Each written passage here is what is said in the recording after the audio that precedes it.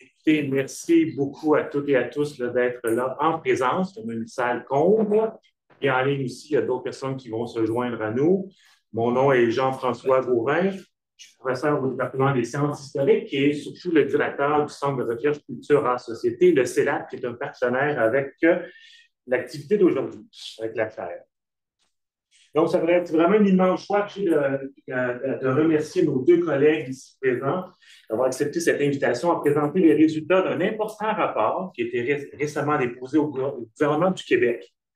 En effet, comme on a pu le lire abondamment dans les journaux, si vous difficile de voir la presse, tout le monde en a parlé, les membres du comité conseil sur la découvrabilité des contenus culturels ont présenté le 31 janvier 2024, donc tout récemment, au ministre Mathieu Lacombe, le rapport intitulé La souveraineté culturelle du Québec à l'ère du numérique. Les 32 recommandations, on va aller vraiment dans le détail, vous savez, c'est des juristes, on se va une après l'autre, on va vraiment aller dans le détail. Du rapport s'inscrit dans une vision globale visant à protéger et à promouvoir les contenus culturels d'expression originale de langue française. Et donc, le comité conseil était formé de 4 personnes. D'avoir ici avec nous Véronique Guévremont, qui est membre du CELAC, je dois absolument le mentionner, est professeur titulaire à la Faculté de droit de l'Université Laval et titulaire de la chaire de l'UNESCO sur la diversité des expressions culturelles. Et ses recherches sont reconnues à l'échelle mondiale pour ses travaux sur le droit international de la culture, le droit international économique et le droit international public en général. Patrick Taillon, donc aussi professeur titulaire à l'Université Laval ici à la Faculté de droit, et co-directeur du CELAC, le Centre d'études en droit administratif et constitutionnel, est reconnu à l'échelle canadienne, donc nationale et internationale, pour ses travaux, entre autres, sur la démocratie référendaire, sur les évolutions passées et à venir de la Constitution, et sur les modes d'exercice du pouvoir constituant et le renouvellement et l'évolution du fédéralisme canadien. Donc, toutes des choses que je ne connais absolument pas. Les 2 autres membres du comité conseil, on doit aussi les mentionner quand même, c'était Louise Baudouin, qui était notamment ministre de la Culture et des Communications et ministre des Relations internationales du Québec, et M. Clément Duhaime, qui est un haut fonctionnaire québécois et a entre autres exercé les fonctions d'administrateur en chef de l'Organisation internationale de la francophonie. Donc, comme vous voyez, c'est un comité conseil d'experts vraiment très bien sélectionné pour parler de ce projet-là et donc ce concept-là qui est très, très important. L'activité s'inscrit dans le cadre des Midis de la culture de la chaire UNESCO sur la diversité des expressions culturelles avec le partenariat du CELAC, comme j'ai dit. Je tiens pour cela finalement à remercier Ivana Otasevich, qui est la directrice adjointe de la chaire UNESCO, et Marie-Christine Lambert-Perrault, qui est la coordonnatrice adjointe du CELAC, pour l'organisation de cette activité et surtout pour leur travail formidable au quotidien. Alors, la parole est à vous, chers collègues, chers experts. Merci. Merci Jean-François pour cette introduction. Merci à vous toutes et tous d'être là aujourd'hui. Ravi de revoir certains visages, entre autres, que je n'avais pas vus depuis longtemps.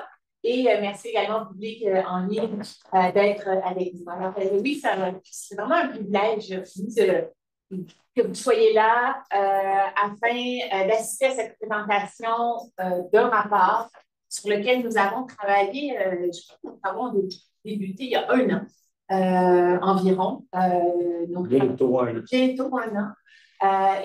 Donc, amené à la production de ce rapport qui a été lancé à la fin janvier de cette année, fin janvier 2024, ce rapport sur la vie culturelle à l'ère numérique, donc produit par le comité conseil que Jean-François vous a pris. Alors, je vais mettre la table. Vous rappelez le mandat que l'on a reçu, les grandes orientations aussi qu'on a décidé de donner à nos travaux. Avant d'entrer dans le vif du sujet, qui sera de parler plus spécifiquement là, du choix de travailler sur les contenus d'expression originale en langue française, pourquoi avoir choisi cette thématique plus spécifique que contenu québécois, qui était dans les termes de notre mandat. Et je vous présenterai la structure du rapport et ensuite on va s'alterner les prises de parole. Sans grande surprise, je vais vous parler un petit peu plus du volet international. Patrick prendra la parole comme constitutionnaliste pour vous parler des enjeux partage des compétences en la matière entre le niveau fédéral et, bien entendu, l'exercice des pouvoirs législatifs et dans le domaine culturel du Québec. Je reviendrai à la fin pour vous parler d'autres mesures. Parce qu'au-delà des mesures législatives, l'action internationale, il nous est apparu important d'attirer l'attention sur d'autres aspects qui ne portent pas spécifiquement directement sur la découvrabilité, mais qui sont tout de même extrêmement importants pour réussir en matière de découvrabilité de toutes nos politiques visant la découvrabilité d'expression culturelle dans un environnement numérique. Alors, on a quoi, une quarantaine de minutes, puis 40 minutes de questions, on a une heure devant nous. Donc, on prendra, bien entendu, peut-être par souci de fluidité, là, les questions vraiment à la fin de nos présentations, mais notez-les. On se réserve beaucoup de temps aussi pour l'échange. Et même chose en ligne, je ne sais pas quelle est la procédure, mais peut-être écrire dans la conversation. Les questions, ça fonctionne bien. On a testé. Excellent. Alors, je rappelle dans un premier temps le mandat qui nous a été attribué. Je vais peut-être dire un mot d'abord, c'est que ce rapport, si vous ne l'avez pas lu, il est disponible en ligne en inscrivant le titre. Vous tombez sur le rapport assez facilement. Il a aussi été mis en ligne sur le site de la chaire UNESCO. Et donc, on rappelle dans la lettre, quand nous signons au début du rapport, lorsque nous l'avons remis au ministre, on rappelle le mandat qui nous avait été donné, c'est-à-dire de répondre à 3 questions. Je vous les nomme rapidement. La première, comment protéger l'accès à la culture québécoise à l'ère du numérique? L'accès à la culture québécoise. Deuxième question, comment améliorer le positionnement du contenu culturel québécois francophone sur les plateformes numériques?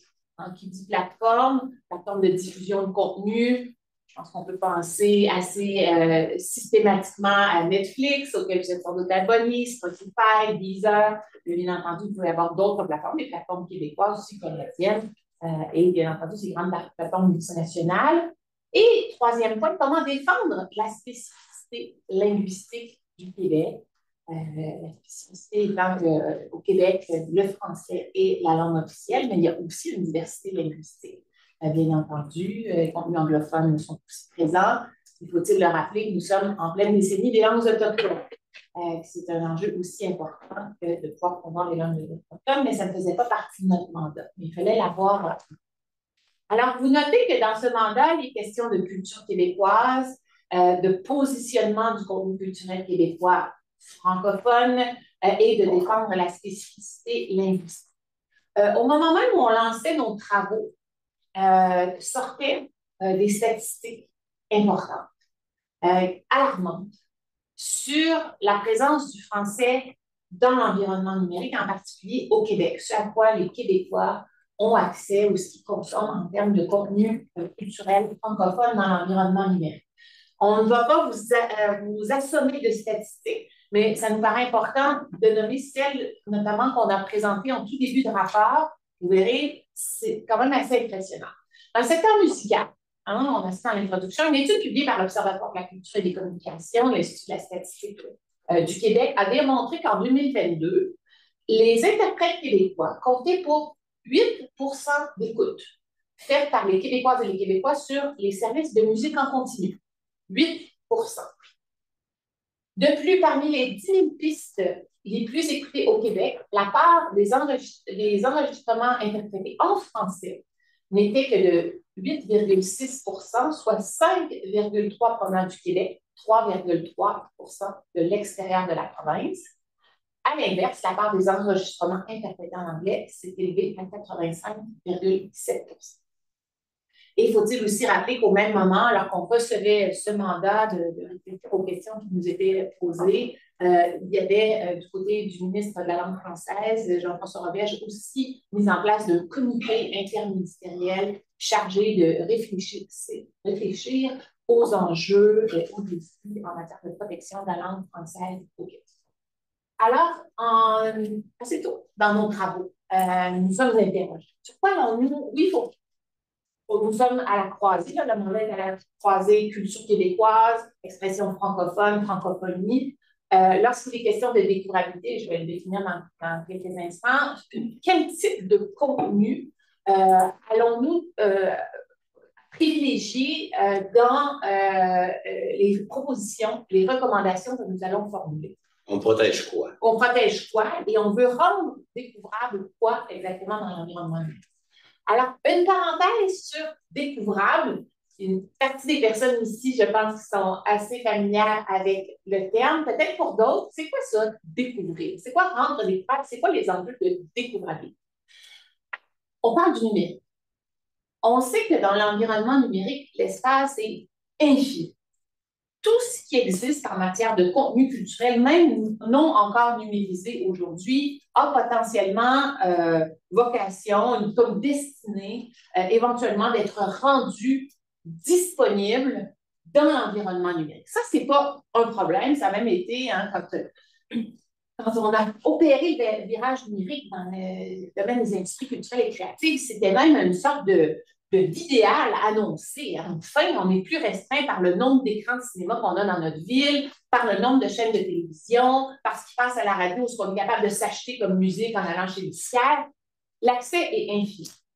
Est-ce que c'est pour autant qu'on peut réellement entrer en relation avec tout le contenu culturel qui est disponible, qui est accessible dans l'environnement numérique? En théorie, oui. En pratique, si vous êtes des abonnés à certaines plateformes, vous savez que la plateforme, elle vous guide aussi dans ce que vous allez écouter, dans ce que vous allez visionner. Oui, vous pouvez utiliser le moteur de recherche, mais c'est donc facile de se laisser proposer des contenus, souvent similaires à ce qu'on a déjà écouté précédemment, et en fait, une emprise très, très forte qui s'opère de la part des algorithmes de recommandation, donc qui sont des propositions personnalisées, souvent personnalisées, qui sont faites à chaque utilisateur en fonction de ce que vous avez aimé précédemment, de vos habitudes de consommation, du coup que vous exprimez à travers voilà, la façon dont vous vous comportez sur les plateformes. Chacun dans nos vies, on sait que c'est très rare qu'on va à la 3e page de suggestion Google quand on fait nous-mêmes une recherche. Généralement, la vraie vaste majorité des gens vont trouver leur bonheur dans la première page. Des fois, ils sont assez fous pour se rendre à la 2e, mais les statistiques là sont phénoménales. Ça, c'est pour Google quand on est nous-mêmes en mode action, je cherche. Imaginez dans le mode divertissement, repos, machin, comment on se laisse bercer par ce qui nous est suggéré. Absolument, je suis parfaitement d'accord avec toi. Et la réalité, c'est que lorsqu'on est connecté à des grandes plateformes, comme, encore une fois, celles que vous connaissez, mais la façon dont on propose des contenus, comment dire, est prédictée aussi par des choix économiques, par des modèles d'affaires. Les plateformes qui produisent elles-mêmes du contenu mettent leur propre contenu de l'avant. Et l'enjeu de l'industrie qui est aussi, selon qu'il y a une plus grande quantité de contenu musical, par exemple, sur une plateforme, les chances qu'on vous propose du contenu en anglais est beaucoup plus grande que du contenu francophone, même si vous êtes dans un pays francophone ou dans une région géographique francophone. Alors, on pourrait parler longtemps juste du modèle d'affaires, mais la réalité, c'est que celle-là, nous sommes dans un environnement avec des joueurs qui ont des modèles d'affaires qui sont extrêmement puissants et qui mettent de l'avant le contenu qu'ils veulent bien nous proposer. Alors, comment faut-il réagir? Comment est-ce qu'on peut s'adapter? Comment est-ce que par le biais de nos lois, nos politiques, on peut renverser cette tendance? Et encore une fois, je reviens à notre choix. Doit-on plutôt promouvoir la découvrabilité de contenu québécois ou encore de contenu francophone, sachant aussi qu'il y a un point de rencontre très fort si on est au Québec et on met de l'avant les politiques visant à promouvoir les contenus francophones, il est clair que le contenu québécois trouvera une place importante. Alors, pour un ensemble de raisons, nous sommes allés vers les contenus francophones. Et on peut dire que tout le long de nos travaux, ça a été toujours très, très facile de s'entendre, surtout sur l'idée qu'il fallait agir, puis même sur les stratégies d'évaluation des contraintes. Et ça, on s'est entendu, mais ça demandait quand même de plus longues discussions. Et je dirais qu'à chaque fois qu'on a dit à quelqu'un autour de la table, il va repartir. Donc c'est pas un point banal. Je te laisse y aller, mais les raisons qui amènent, le réflexe de beaucoup de nos décideurs, c'est de dire qu'il faut protéger le contenu local, ici. Et c'est un réflexe légitime. Nous, on va à contre-courant de ce réflexe-là, c'est multifactoriel. laisse y aller sur le... Ben, le premier facteur, ce sont les statistiques, le déclin du français au Québec qui est abondamment documenté. Puis je pense qu'il y a des personnes ici dans la salle qui pourraient aussi renchérir sur cette dimension. Deuxième élément, j'y reviens, c'est qu'en faisant la promotion des contenus francophones, on fait aussi, bien évidemment, la promotion des contenus privés. Mais il y a plus. Nous sommes engagés comme État pouvoir législatif dans la Fédération canadienne au titre d'une convention internationale qui s'appelle la Convention sur la protection et la promotion de la diversité des expressions culturelles. Alors, il nous paraissait que d'aller vers les contenus francophones, c'était aussi faire le choix de la diversité, de ne pas simplement, à travers les actions que nous recommandons, ne pas uniquement promouvoir la culture québécoise, mais aussi une culture québécoise dans la francophonie, en sachant très bien que toute expression culturelle francophone est apte à protéger aussi notre langue française, à séduire un public. Les bons contenus trouveront leur chemin jusqu'au public, et qu'ils soient dans une autre langue ou bien entendu en français. Et tant mieux si d'excellentes productions de la France, de la Belgique, du Sénégal, du Maroc et d'autres pays de la francophonie viennent enrichir notre offre de contenu culturel et séduire un public francophone. Donc, on a fait ce choix de l'ouverture qui nous paraît conforme à nos engagements au titre de la Convention. Un autre élément, c'est que nous pensons que nous avons besoin d'alliances dans cette lutte visant la découvrabilité de contenus locaux, nationaux et dans certaines langues. Et les alliances, elles doivent se bâtir entre pays francophones ou entre communautés francophones, parce qu'il y a aussi des francophones hors Québec qui ont les mêmes préoccupations que les nôtres. Donc, au sein des francophones du Canada, au sein de la francophonie a un rôle à jouer, nous pouvons tous nous aider mutuellement, mais aussi entre espaces linguistiques. Le combat que nous menons, parce que je pense qu'ici, on n'est pas seulement des chercheurs, mais des militants, pour préserver la langue française, d'autres nations le mènent pour protéger aussi d'autres langues face à la domination de contenus anglophones. Et loin de nous l'idée de nous priver d'accès à ces contenus anglophones. C'est vraiment d'aller vers un équilibre et de permettre que les francophones aient accès à du contenu francophone, comme les hispanophones peuvent vouloir la même chose. Au sein de l'Espagne, les Catalans, je salue ma doctorante catalane, notamment ici, l'espace linguistique arabophone peut avoir les mêmes préoccupations. On veut tous la connaître. On veut la Enchantée, Laurence. Catalane. Et on se dit, si on veut, c'est quand même une lutte qu'on mène, entre autres, contre les géants du web, hein, ou avec, parce qu'éventuellement, ce que l'on veut, c'est pas d'être contre, mais de collaborer avec eux pour mettre de l'avant des contenus francophones. Et d'autres ont envie d'aller de l'avant. Et c'est cette idée que plusieurs espaces linguistiques se mobilisent au sein d'organisations internationales comme l'UNESCO. Et on parlera dans quelques instants du volet international. Et bon, je ne veux pas entrer dans le détail, mais on vit aussi dans un espace d'intégration économique. Nous avons des engagements commerciaux. Dans ces engagements commerciaux-là, il nous est dit que nous avons des engagements à ne pas discriminer des biens et des services en faveur de leur lieu d'origine. Bien entendu, au Canada, nous sommes dans plusieurs accords protégés par une exemption culturelle qui nous donne le droit quand même d'adopter des politiques culturelles pour favoriser notre culture locale et nationale. Mais sans entrer dans les détails, cette protection-là est fragile et a tendance à s'effriter au fur et à mesure qu'on négocie de nouvelles ententes. Alors, il y a ça aussi, de privilégier l'ouverture plutôt que la simple promotion de nos contenus nationaux et locaux. Il y a un aspect commercial sur lequel je ne m'étendrai pas, mais qui a été pris en compte dans nos réflexions.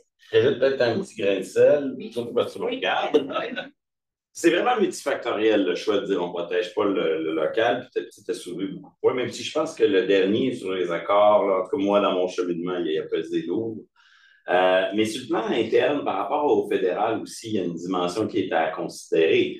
C'est-à-dire que le fédéral a l'ambition d'agir sur la découvrabilité, a l'ambition de régir les plateformes. Il a adopté un projet de loi C11, mais qui n'a aucun sens tant qu'il n'est pas concrétisé par le CRTC? Est-ce qu'il y aura le temps d'être mis en œuvre avant l'alternance politique qui s'en vient? Supposons que oui.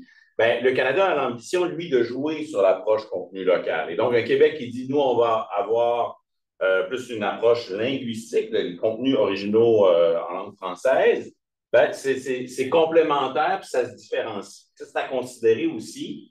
Et d'autres aspects aussi internes à considérer, c'est qu'on en parlera tantôt, mais même si c'est un peu ennuyeux, mais sur le plan du partage des compétences, le Québec a, selon nous, le pouvoir d'agir, mais ce n'est pas un pouvoir illimité. Ottawa a aussi un gros bout de cette compétence-là. Et on a une compétence partagée en culture, mais sur le plan de la langue, notre compétence est peut-être encore plus forte qu'en culture. Donc, en fondant l'action législative du Québec, oui, sur la culture, mais beaucoup sur la langue, on pensait aussi que ça nous plaçait dans une position plus solide sur le plan du partage. Puis après, il y a la dimension, que tu as déjà souligné, rapport avec les Franco hors Québec. Voilà. Bref, ce choix-là entre local et expression originale française, c'est un gros pivot dans l'élaboration de notre réflexion qui n'a pas été simple à prendre, qui n'est pas toujours simple à communiquer non plus, mais Véronique le fait très bien. Et c'est pour ça qu'on prend un moment au début de la présentation pour insister en détail sur cet aspect-là, puis on pourra en discuter en période de questions, parce que c'est un choix qui, oui, là, comporte des avantages et des inconvénients. On en est conscient, mais c'est une conviction profonde, après avoir retourné toutes les pierres, que ça, c'est un meilleur choix que d'y aller sur le terrain du contenu local. Alors, je rentre peut-être dans le contenu du rapport à travers un fil conducteur sur lequel je tiens à m'arrêter quelques secondes, qui est celui de la souveraineté culturelle. Alors, c'est le titre du rapport, la souveraineté culturelle à l'ère du numérique. Nous pensons que la découvrabilité des contenus culturels, c'est une question de souveraineté culturelle que l'on doit protéger par des actions à déployer à différents niveaux. Au niveau international, à travers notre présence, le Québec, au sein d'organisations internationales comme l'Organisation internationale de la francophonie, comme l'UNESCO, mais aussi dans nos relations bilatérales, avec entre autres, par exemple, avec notre partenaire privilégié qui est la France, donc au niveau international. Mais notre souveraineté culturelle, on doit aussi la défendre à l'intérieur de la fédération à laquelle le Québec appartient, parce que le Québec, et Patrick vous l'expliquera, il vous en parlera plus en détail, a bien entendu des compétences à exercer dans le domaine culturel, compétences qui doivent aussi s'étendre à l'environnement numérique. Donc, il y a un aspect ici de partage des compétences qui est extrêmement important. Donc, la souveraineté culturelle du Québec, elle doit s'affirmer au sein de la Fédération canadienne et elle s'affirme dans sa relation avec la Fédération, mais bien entendu, à travers les lois, les politiques que l'on peut déployer sur notre propre territoire. Et j'oserais dire qu'à cet égard, la souveraineté s'affirme aussi vis-à-vis des acteurs du numérique. Ce n'est pas vrai que ces joueurs, parce qu'ils ne sont pas physiquement présents sur notre territoire, échappent à l'emprise, à toute emprise de nos lois, de nos règlements. Nous avons des politiques publiques qui ont pour fin l'atteinte d'objectifs légitimes et la protection du français en lien. Et à cet égard, notre souveraineté doit aussi s'affirmer à l'égard de ces joueurs qui, sans être présents sur notre territoire, ciblent la population québécoise. Donc, c'est un autre ancrage, c'est plus l'ancrage territorial, mais le fait que nos publics, notre société est visée, qui nous donne toute la légitimité d'agir. Alors, je vais dire un mot sur l'international, mais je veux passer assez rapidement la parole à Patrick, qui parlera des volets fédéral et provincial. Alors, au niveau international, on a fait un parallèle avec l'un des plus grands succès de la diplomatie québécoise, qui a été la négociation, il y a presque 20 ans maintenant, de la Convention sur la protection et la promotion de la diversité des expressions culturelles. Convention qui s'est négociée à l'UNESCO. Donc, au sein d'une organisation intergouvernementale au sein de laquelle le Québec n'est pas un membre, puisque ce sont les États qui sont membres de l'UNESCO, mais où le Québec a quand même une présence active depuis fort longtemps une présence qui s'est même régularisée lorsqu'en 2006, le Québec a conclu une entente avec le Canada au sujet de la présence de représentants du Québec au sein de la délégation canadienne à l'UNESCO. Alors, tout comme cette convention est due à des alliances diplomatiques, en particulier avec la France dans un premier temps, mais aussi avec d'autres pays qui ont permis de porter la question de la diversité culturelle à l'UNESCO et de se retrouver avec cette entente internationale. On pense que le même combat, entre guillemets, si on peut parler de combat, doit aujourd'hui être mené pour porter la question de la diversité linguistique des contenus culturels à l'agenda des travaux de l'UNESCO. L'UNESCO, pour ceux qui ne connaissent pas, c'est l'Organisation des Nations Unies pour l'éducation, la science et la culture. Donc, qui dit culture dit aussi langue, et il y a matière à travailler sur la diversité linguistique des contenus culturels à l'UNESCO. Pas de réinventer la roue, pas de se doter d'une nouvelle entente internationale. La convention qui existe depuis près de 20 ans, elle est satisfaisante, elle a déjà mené à des progrès, des avancées en matière de politique culturelle, y compris des politiques qui sont mises en œuvre dans l'environnement numérique. Mais jusqu'à présent, la question linguistique n'a pas été prise de front dans l'enceinte de cette convention, alors qu'il y a un lien étroit en diversité des expressions culturelles et diversité linguistique. Alors, nous avons recommandé très tôt dans nos travaux que cette question soit portée à l'agenda des travaux menés par les organes de la Convention. Ça donnait parfaitement bien, parce qu'en juin dernier, il y avait une conférence des parties à cette Convention. Les parties se réunissent à tous les 2 ans, et en juin 2023, il y avait une conférence des parties où, en plus, il y avait un point à l'ordre du jour des travaux qui était réfléchir à la mise en œuvre de la Convention dans l'environnement numérique, comment accélérer la révision de nos politiques, comment les mettre en œuvre pour qu'elles aient un effet sur la diversité des expressions culturelles dans l'environnement numérique. Alors, nous avons fortement encouragé le ministre qui allait se rendre à Paris à cette occasion de faire inscrire à l'agenda de ces travaux la diversité linguistique des contenus. Et l'équipe du ministère de la Culture, du ministère des Relations internationales ont travaillé très fort pour que cette question soit effectivement inscrite. Ce qui fait qu'au niveau international, déjà, il y a un chantier qui est engagé. La décision des parties à la Convention en juin 2023 a été de former un groupe de réflexion sur le sujet, et ce groupe travaillera en 2024-2025 à une formulation de recommandations pour améliorer la mise en œuvre de la Convention dans l'environnement numérique. Et un des 4 thèmes, c'est la diversité linguistique des contenus. Et le deuxième thème, un des autres thèmes, c'est la découvrabilité des contenus locaux et nationaux. Alors là, la table est mise pour tisser les alliances dont je vous ai parlé précédemment et faire en sorte qu'au niveau international, on avance dans nos réflexions sur le sujet. Pourquoi c'est si important?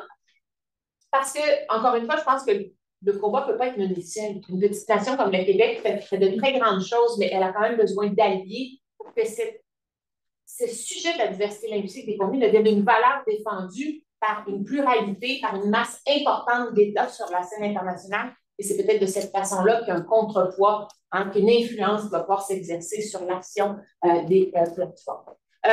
Qui dit niveau international, dit aussi Organisation internationale de la francophonie. Le gouvernement du Québec est présent, est un membre à part entière de l'OIF. L'OIF, dans sa plus récente déclaration adoptée à Djerba en octobre 2023, c'est ça, a inscrit aussi la question de la découvrabilité comme un enjeu très important sur lequel l'organisation entend travailler. Donc, on a la rencontre parfaite ici de découvrabilité et, bien entendu, promotion des contenus en langue française. Alors, il y a un agenda à déployer au sein de l'OIF. Francophonie veut dire aussi TV5 Monde, une plateforme qui existe déjà, mais qui pourrait être bonifiée, des investissements plus importants pourraient être faits dans TV5 Monde pour mettre davantage de contenu. Ça, c'est un élément de réflexion sur lequel on faudra revenir, mais faut-il créer des plateformes alternatives à celles qui existent déjà? Ce n'est pas évident. Certains pays s'y sont essayés et ce n'est pas simple. La France, en particulier, a eu des essais-erreurs en la matière. On en a une plateforme francophone qui pourrait sans doute être renforcée. Et bien entendu, nos alliances bilatérales. On travaille déjà, et les gens du ministère de la Culture, je pense que certains sont présents en ligne, ont déjà lancé depuis quelques années un programme de travail avec la France sur la déclarabilité des contenus francophones, travaux auxquels la chaire et plusieurs des personnes ici avons contribué, notamment pour aller voir qu'est-ce qui se fait ailleurs, dans d'autres États. Il y en a d'autres qui sont allés un petit peu plus vite que nous pour promouvoir, promouvoir la présence de contenus nationaux et locaux sur les plateformes et leur mise en valeur. On pense à l'Union européenne notamment. Donc, il y a matière à regarder ailleurs. Et la France et le Québec se renforcent mutuellement à cet égard-là, en s'inspirant l'un et l'autre d'actions qui peuvent être entreprises pour travailler à la détractabilité des contenus francophones. Alors, voilà pour le niveau international. Je ne sais pas si vous avez ajouté quelque chose sur ce niveau-là, sinon, bien entendu, je te laisse enchaîner. C'est plus fort que moi parce que je ne connais rien. Et moi, je parle souvent de choses que je ne connais pas. C'est une blague. Mais sans blague, c'était vraiment fascinant ce volet-là de nos travaux.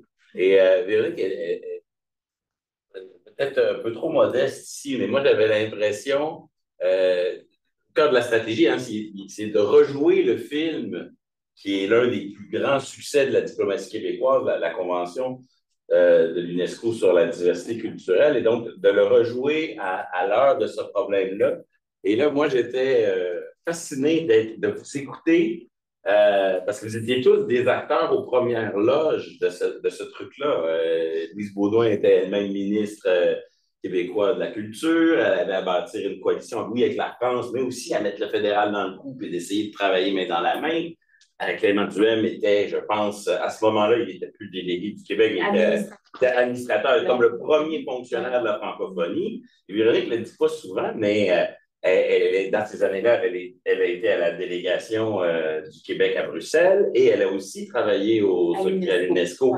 Alors, elle avait un rôle discret, peut-être, plus qu'un ministre ou un administrateur, mais elle était elle touchait un peu aux manettes de tout ça. Et donc, c'était fascinant de vous entendre, cette expérience-là. Puis, c'était été très facile pour nous de s'entendre sur le fait que seul, on n'y arrivera pas. Et ce n'est pas avec une seule action que le Québec va arriver à dire parfait, on règle ce problème-là. Et ça, c'est ça qui est dur dans ce dossier-là. Parce que pour certains d'entre nous, peut-être les plus âgés, on a grandi dans un monde où l'État était capable d'arriver et d'imposer souverainement sa volonté en disant à la radio, ça va être 40 de quotas francophones. Puis là, on allait à l'épicerie, dans notre voiture, on était constamment exposé à de la chanson d'ici. Puis le fait de l'entendre, ça fait en sorte qu'on l'aimait davantage. On l'écoutait davantage. Même chose pour la télé. Donc, le monde a profondément changé. Et très vite, le thème de la souveraineté culturelle nous est apparu comme le filon pour faire le lien entre le vieux combat du Québec pour son autonomie dans la culture à l'intérieur du Canada, le vieux, je le dis sans mépris, là, je le dis avec affection, donc le vieux combat de Robert Bourassa et compagnie pour que le Québec ait plus d'autonomie en culture, qui a souvent été tourné autour du slogan de souveraineté culturelle comme une façon de dire, à savoir oui ou non la souveraineté complète du Québec, à tout le monde, on pourrait commencer par une souveraineté complète en culture. Donc, il y a ce vieux thème dans l'univers des relations fédérales provinciales et en même temps faire un pont entre ce vieux thème-là et, au fond, un combat qui est celui désormais de tous les États.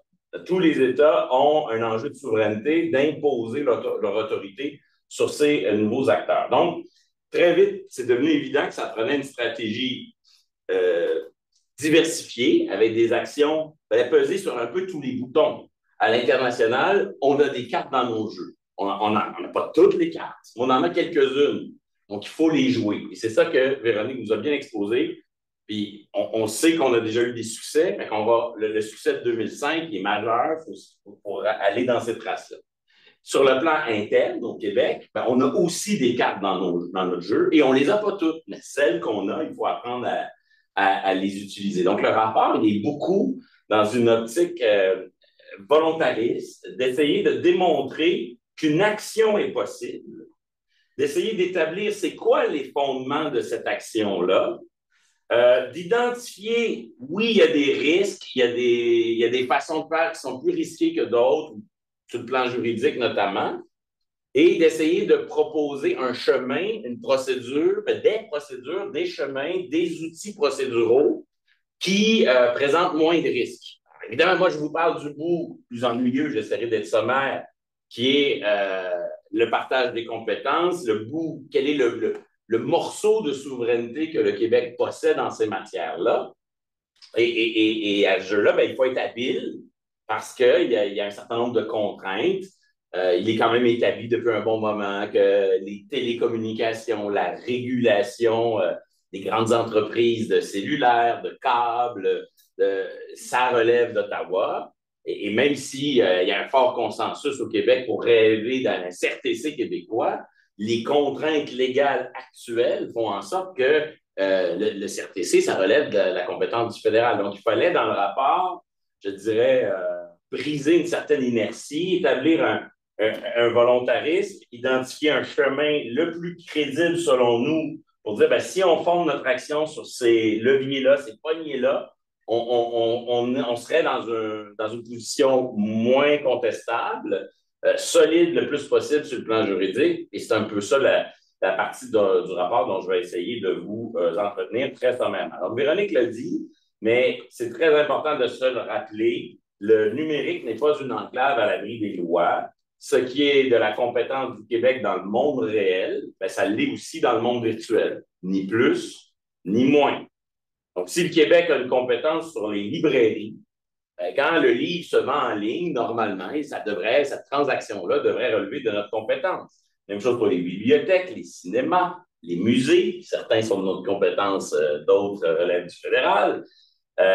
Si jadis, un club de location vidéo, j'étais commis dans un super club Vidéotron pour payer mes études. Je pourrais vous raconter plein de belles choses sur la vie dans un club vidéo.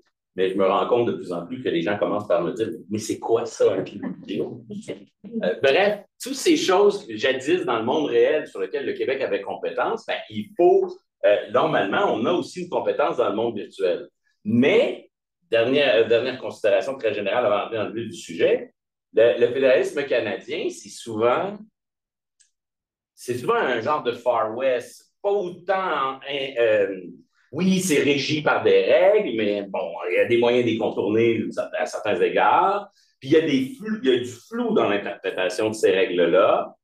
Et quand on met tout ça dans la balance, en tout cas, c'est une conviction forte qui nous anime, c'est que le palier de gouvernement, l'ordre de gouvernement qui agit en premier, qui occupe le premier un champ de compétences, dans le doute, il y a plus de chances de confirmer sa compétence quand il l'exerce que quand il est dans la passivité. Par exemple, au Québec, ce n'était pas évident qu'on avait le droit d'adopter une loi sur l'aide médicale à mourir. Mais en l'adoptant, on a eu plus de chances de se voir reconnaître cette compétence, qui est arrivée après par les tribunaux, que si nous avions été passifs. Et ainsi de suite, il y a des exemples qui vont dans le sens inverse, où le fédéral agit sur quelque chose que ce n'est pas évident.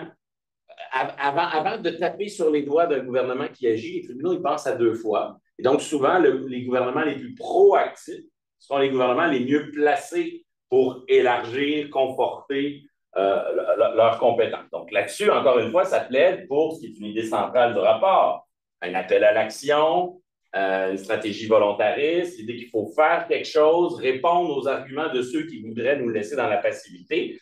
Et le rapport, à bien des égards, n'est pas si détaillé sur, une fois qu'on passe à l'action, c'est quoi en détail qu'il faut faire. Là, on donne beaucoup d'idées, mais il y avait tellement à faire pour démontrer qu'une action était possible et nécessaire que c'est quand même là-dessus qu'on essaie d'être le plus systématique.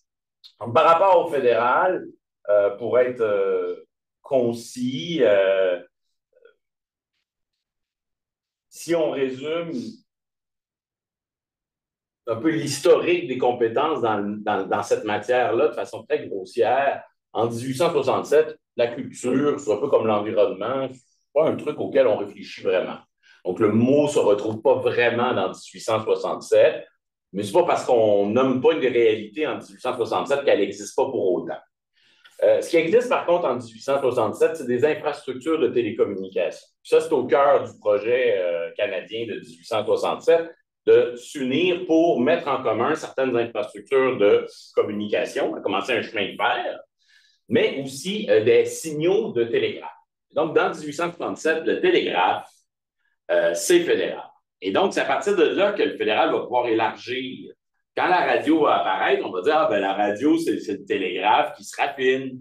Et quand la câblo-distribution va être créée, on va dire, le signal de radio, maintenant, c'est le signal de câble. Et donc, si on avait identifié le gros noyau dur de la compétence fédérale en culture, ça ne s'arrête pas à ça. Mais le noyau dur, le socle, là, ce qui est le plus ferme dans sa compétence, c'est très clairement une compétence sur les signaux, sur les tuyaux, sur les infrastructures interprovinciales de télécommunication, de diffusion. Et donc, le tuyau, ça, c'est assez clair que c'est fédéral. À l'inverse, ce qu'on met dans le tuyau, le contenu, ça se discute. En même temps, on est entre nous. C'est vrai que le fédéral, avec le temps, il a élargi sa compétence du tuyau pour aller vers le contenu du tuyau de plus en plus. Et Québec aussi a agi dans le contenu culturel aussi. Donc, sur les contenus, c'est plus compliqué et on a une compétence qui se partage. Dans quelle mesure aussi, des fois, il y a des gouvernements qui agissent, mais qui n'ont pas nécessairement besoin d'une compétence parce qu'ils font juste dépenser de l'argent. Et là, au lieu de dépenser de l'argent, ben, tout le monde peut un peu agir dans la compétence de l'autre. Les tribunaux ne se mêlent pas trop de ces questions-là. Et ça, c'est un peu notre portrait en termes de partage des compétences. Et donc, le rapport essaie vraiment d'envoyer le signal que, bon, le rôle du fédéral auquel il ne faudrait pas trop aller dans cette direction-là, c'est les tuyaux, c'est les infrastructures de télécommunication, c'est aussi les entreprises de télécommunication qui sont depuis longtemps reconnues comme des entreprises de compétences fédérales. Donc, nous, on dit, ben, OK, on va aller ailleurs. Nous, c'est les contenus, nous, c'est le droit commun, les règles ordinairement applicables et tout ça. Et dans ce droit commun, il y a évidemment notre Code civil, mais il y a aussi notre Charte des droits et libertés, et qui donne des droits à des personnes. Il n'est pas dans une logique je dirais, de réguler des types d'entreprises, des types de signaux, non, qui est tout simplement en train de dire, ben, peu importe, les entreprises, les signaux, etc., les individus, les personnes ont des droits. Et limiter déraisonnablement ces droits-là, c'est un problème. Et donc, pour asseoir un peu la compétence d'un projet de loi, l'idée, en tout cas, je pense que c'est quand même un point tournant important dans nos réflexions. Puis, Véronique et moi, on venait beaucoup, puis je pense qu'on a été de bons complices sur ce terrain-là, parce qu'il y avait des réticences dont on pourra parler. C'est de ne pas avoir peur d'occuper le terrain des droits fondamentaux, qui, encore une fois, est un terrain qui permet de faire un pont avec l'international, parce que les droits culturels, c'est un objet de réflexion, puis aussi un objet confirmé dans certains instruments de protection des droits et libertés. Donc, de dire ça, les droits fondamentaux, ce n'est pas juste des droits individuels, type première génération, etc. Il y a aussi des droits culturels. Et de dire, ben, dans le projet national québécois, il y a une préoccupation aussi à l'endroit de la culture comme un bien commun fondamental. Il y a une préoccupation pour la culture à l'international. Ce qu'on pourrait, dans un projet de loi, avoir comme point de départ la consécration, la reconnaissance de certains droits culturels. Surtout qu'il y en a déjà au moins un dans la Charte québécoise. Et en plus, on avait un contexte favorable avec l'ajout récent à l'occasion de la réforme de la loi 101 d'un article 3.1 de la Charte québécoise pour marquer le droit de vivre en français au Québec. Et donc, on disait, ben, dans la foulée de ce droit de vivre en français, on pourrait proclamer le droit d'avoir accès, de découvrir dans la vraie vie comme dans le numérique, de ne pas voir l'accès et la découverte des œuvres déraisonnablement limitées.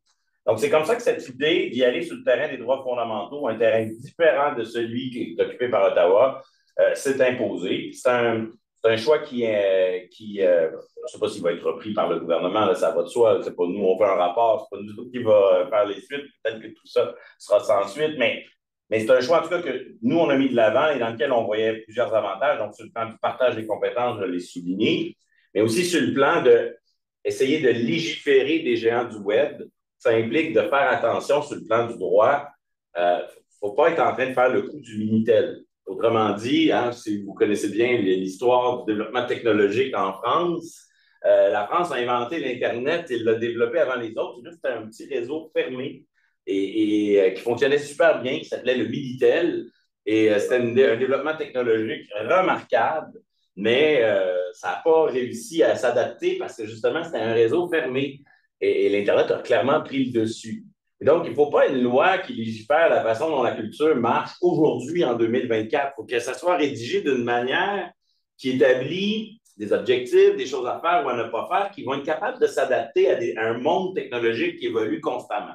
Et donc, l'approche des droits fondamentaux, droit à la culture, ben, c'est aussi une façon de dire ici, là, on y va davantage sur proclamer un principe, un droit, une garantie, et on laisse énormément de souplesse sur le moyen et le chemin pour assurer cela. C'est aussi une façon habile de, responsabiliser le juge, puis de l'impliquer là-dedans, puis lui donner le pouvoir de trancher au cas par cas. Des situations où on limiterait déraisonnablement ce droit-là. Et comme c'est souvent le cas avec les droits fondamentaux, en 82, quand ils ont adopté la Charte canadienne, il n'y avait aucune idée des jugements qui allaient arriver après. Et on sait très bien qu'avec ce terrain-là, sur le long terme, il y a une capacité, on crée un pouvoir, une dynamique qui va pouvoir se développer et avoir des répercussions positives pour la culture qui, peut-être qu'à court terme, ne semblent pas si évidentes, mais qui, justement, à long terme, il y a une grande capacité de s'adapter. Ensuite, il y a, j'accélère, mais il y a d'autres avantages quand même à ne pas négliger. C'est technique, mais une entreprise peut bien créer, limiter de façon déraisonnable l'accès à la culture. Mettons Disney, sur Disney ou sur Apple TV, il n'y a aucune œuvre originale francophone en ce moment, du moins ici au Québec. C'est clair que c'est déraisonnable, il y en a 0, 0, 0, 0. Mais ça vaut combien, ça, porter atteinte aux droits culturels? Puis si tu fais une loi classique, c'est quoi l'amende? C'est 1 million? C'est 500 000? Bon, ben avec l'approche des droits fondamentaux, sous le régime de la Charte québécoise, on peut développer, ce qui est très rare, un système des dommages punitifs. Donc, le juge au cas par cas peut donner des dommages qui vont au-delà de ce que la personne subit. La personne, moi, que je n'ai pas accès sur Disney à des œuvres originales, peut-être que ça ne vaut pas grand-chose dans ma vie d'individu, de plaignant, mais le juge, au moins, peut dire oui, mais au-delà du dommage subi, il y a un dommage punitif qui peut être donné. Et ça, là-dessus, en droit québécois, c'est très rare qu'on peut aller sur ce terrain-là. Et là, ça le permet. Bref, il y a différents avantages. Il y en a un que j'ai oublié de mentionner, mais c'est celui aussi qu'il ne faut pas oublier que dans le cas de la Charte québécoise, elle produit des effets entre les individus eux-mêmes, alors que la Charte canadienne produit seulement des effets entre l'État et l'individu. Et donc, en inscrivant un droit culturel dans la Charte québécoise, des vrais droits opposables, pas une proclamation de principe, ben, on crée des obligations qui ne pèsent pas juste sur l'État québécois. Et un individu peut, au même titre qu'une personne qui fait rire d'elle par un célèbre humoriste peut aller jusqu'en Cour suprême, je fais évidemment référence à l'affaire Ward contre Jérémy Gabriel, ben, un individu qui est en relation contractuelle avec Apple TV pourrait dire, ben, moi, je m'en vais jusqu'en Cour suprême parce que, voilà. Donc, au cœur de notre approche, tenir compte d'un environnement technologique qui évolue, avoir une législation souple qui s'adapte avec le temps, qui va sur un terrain différent du fédéral, où notre compétence est bien établie, les droits fondamentaux, c'est le cas, la langue, c'est le cas, la culture aussi, d'essayer d'additionner tout ça, puis de s'éloigner d'une ambition qui consisterait à réguler les signaux des entreprises, des infrastructures. Là, ce n'est pas le meilleur terrain pour nous. Donc, il y a ces choix-là, mais le projet de loi qu'on propose ne se résume pas qu'à des histoires de droits fondamentaux. On aimerait ça aussi qu'il soit complété par un volet un petit peu plus classique, où, comme dans une loi ordinaire, on peut imposer des obligations complémentaires. On peut déléguer des pouvoirs aussi. Et là, on suggère de déléguer des pouvoirs, non pas à un CRTC québécois qui, justement, pourrait avoir l'air suspect aux yeux d'un juge qui voudrait vérifier si on ne va pas sur le terrain du fédéral, mais on voudrait plutôt déléguer des pouvoirs à deux institutions. D'un côté, le ministre, et de l'autre côté, le récent commissaire à la langue française, qui pourrait faire un certain suivi de phénomènes, statistiques, etc. Et ce commissaire à la langue française, bien, il est cohérent avec le choix dont tu as parlé, Véronique, de protéger la langue, mais il renforce encore plus le fait que sur le plan de la philosophie de la loi, on veut légiférer en matière de langue et culture, un domaine où on est quand même assez solide.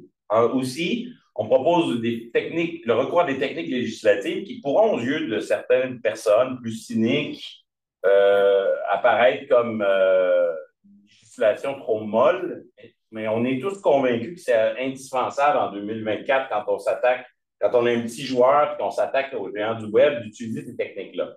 Vous avez peut-être suivi comment le fédéral a légiféré pour le partage de nouvelles et comment Meta, c'est-à-dire l'entreprise derrière Facebook, Instagram, a tout simplement dit ben, c'est parfait, votre loi, on ne l'aime pas, on va vous boycotter, on va sortir du Canada, puis pas sortir du Canada, mais on ne partagera plus de nouvelles au Canada, comme ça, on n'aura pas besoin de se faire imposer cette loi-là. Et évidemment, on avait cet exemple-là sous les yeux pendant qu'on réfléchissait, un exemple où un Parlement agit sans coalition avec le reste du monde. On revient toujours à ce besoin d'avoir des alliés à l'international, puis d'être un joueur qui participe à forger un standard commun avec d'autres pays. Donc là, le Canada n'avait pas ça du tout et n'avait aucune mesure de substitution. Au fond, c'est marée-loi ou c'est rien. Et nous, ben, ce qu'on propose dans notre rapport, c'est au contraire d'être beaucoup plus stratège dans la façon et fin dans la manière de légiférer et donc de dire, OK, on crée une obligation. Moi, j'en formule une par exemple. Toute personne qui fait une recommandation, toute entreprise qui recommande un contenu culturel, que ce soit un contenu ou 5 contenus, doit au moins en recommander un qui est un contenu original francophone. Mettons une obligation comme celle-là, elle est toute minimale, on met ça dans la loi. Une façon habile de légiférer, c'est aussi de déléguer ensuite le pouvoir au ministre de négocier des mesures de substitution. Admettons qu'une entreprise, pour une raison ou pour une autre, moi, je suis une grande plateforme dans ce domaine culturel, mais par définition, ma mission, c'est un certain type de contenu, puis j'en vais jamais en diffuser du contenu d'expression originale francophone, mais il faut qu'il y ait moyen pour un joueur comme ça qui veut s'établir au Québec de négocier avec le ministre une mesure de substitution, un équivalent, un engagement. Minimalement, ça peut être tout simplement de verser de l'argent, de contribuer dans un pot pour contribuer à ce qui est. Donc, il faut qu'il y ait aussi des échappatoires. Et on sait qu'aux yeux de personnes attachées au siècle passé, où l'État pouvait imposer sa volonté unilatéralement sans avoir justement à prévoir des échappatoires, ça pourra sembler trop mou comme approche. Mais nous, on croit au contraire que c'est un long combat, celui d'imposer notre souveraineté, nous, petit État québécois, mais aussi tous les autres États à ces plateformes-là, et que ça doit se faire tranquillement, par étapes. Et que l'important, c'est qu'on commence à jouer ensemble, à accepter que les plateformes doivent accepter de jouer le jeu. Et pour ça, il faut avoir une souplesse législative et réglementaire qui leur permet de négocier des solutions sculptées à leur modèle d'affaires, même si ça peut sembler injuste, même si ça peut sembler comme si on avait créé un panier percé. L'important, c'est qu'ils embarquent dans le système des lois que l'on crée, qu'après ça, tranquillement, l'étau se resserre. Et la belle époque où on imposait 40 de quotas comme ça, elle va peut-être revenir, mais il faut commencer à quelque part. On l'a vu avec l'imposition de la taxe de vente. Il s'agit d'être volontaire, d'y aller habilement et ça peut marcher. Bref, c'est surtout de ces questions-là que je voulais vous entretenir, c'est-à-dire la nécessité d'une loi, la capacité du Québec d'en faire une loi. Il y a un autre volet dans le rapport que Véronique a mentionné là, parmi les points dont je dois vous parler, mais je pense que ça vaut la peine d'être beaucoup plus concis que celui-là. C'est évidemment, on veut bâtir des alliances avec l'international, on veut agir avec nos lois pour montrer qu'on fait notre part, mais nos lois, ce sera toujours qu'un morceau de la législation canadienne en la matière. Et donc, là, il y a un volet du rapport qui est notre relation avec le fédéral.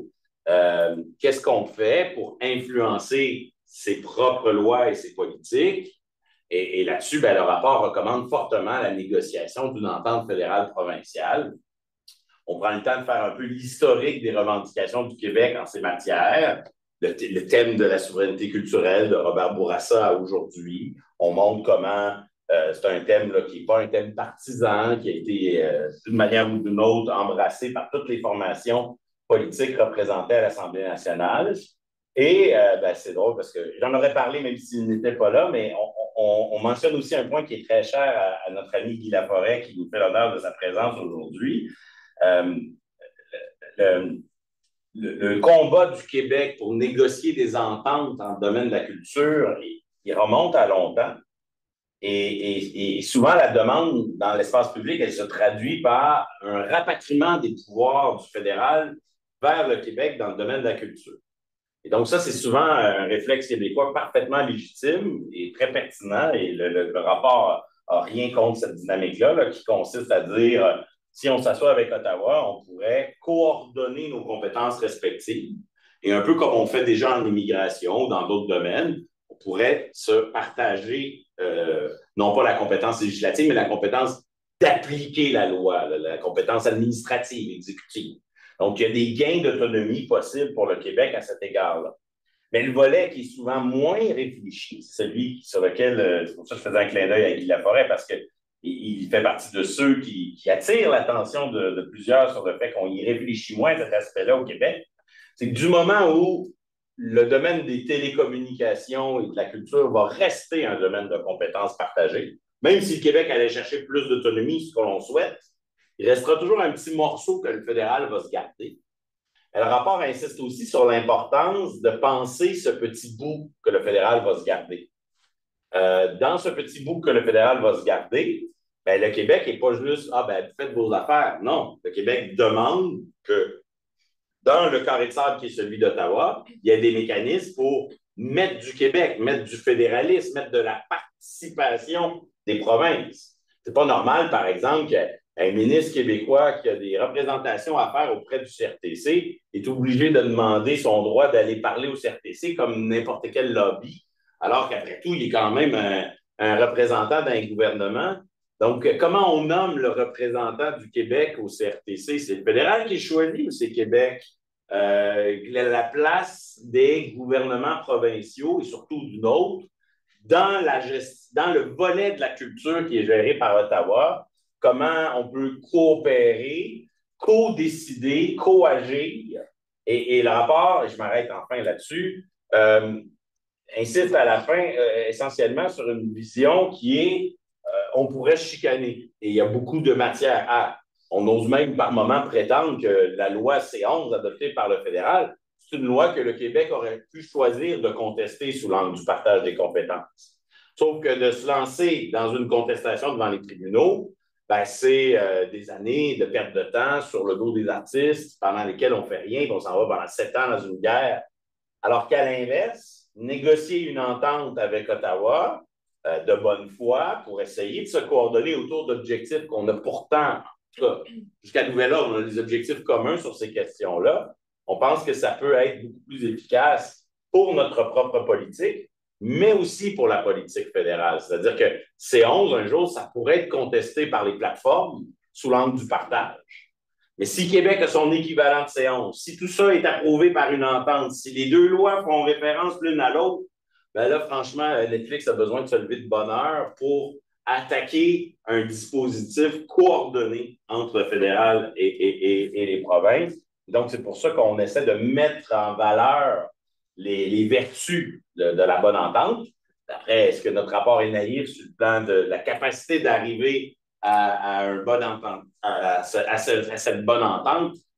Peut-être, j'en conviens, mais nous, notre devoir, c'était de prescrire comment les choses devraient se passer idéalement.